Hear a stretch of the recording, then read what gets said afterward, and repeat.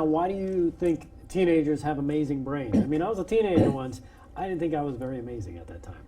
Well, it's very interesting because teenagers really have an expanding brain, not in the size, Okay. but in the connections. And it's an opportune time to really teach them skills to go along with the teen brain. But in our society, we don't really take advantage of it. We look at teenagers as being kind of hard to deal with.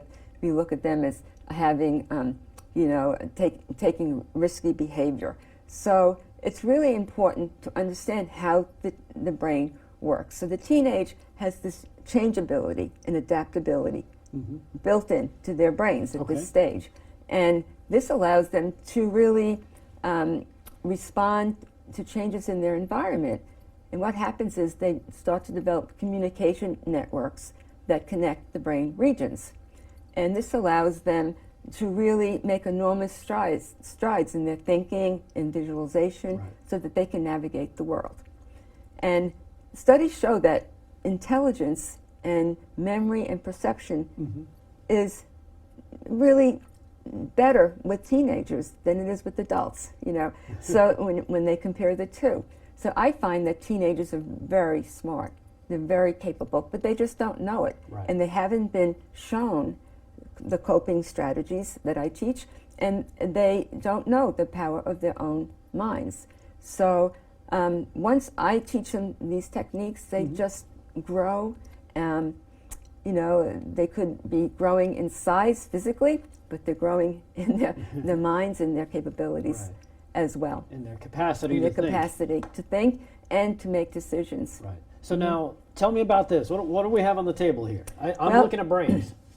We have the brain here, and I was just talking about the networks, right? Okay. So in this it says greater networking brings maturity. Right. So here we have 3 brains at different ages.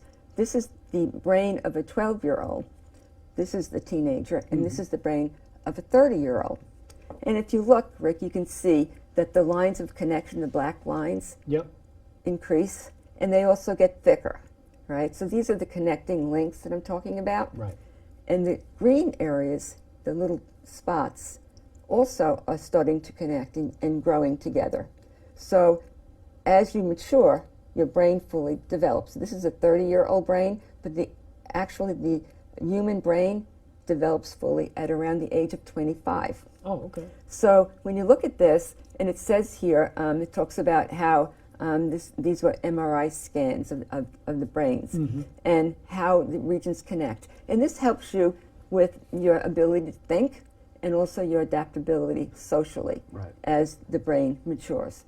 So it's very important to understand what the difference is in the growing brain. Okay. The teenager is just starting off the process here. All right. Well, that's interesting. It kind of looks like a subway map.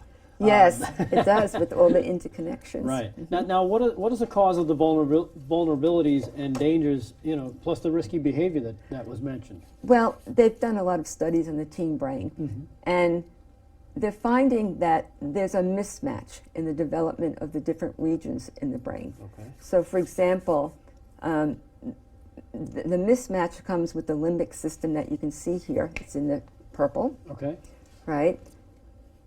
This area drives emotion. So, and it develops sooner, as you can see from this chart here, much sooner than the prefrontal cortex. So the difference is maybe about a 10 to 15 year gap between the development of the limbic system versus the prefrontal cortex. Now, what is the prefrontal responsible for? Because you mentioned that the limbic is drives emotion. Is the emotion. That's right. Well, this is responsible for sound judgment, and for planning. Yeah, I don't think mine is grown in just and yet. executive functioning, right?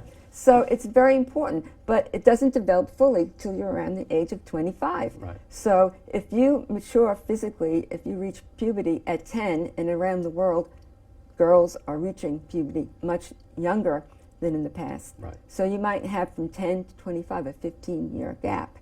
And so this mismatch creates challenges. And of course, when you reach puberty, the limbic system is fueled by hormones. Right. So that really creates this huge gap here. Yeah. And it's important to know this when you're working with teens. Right.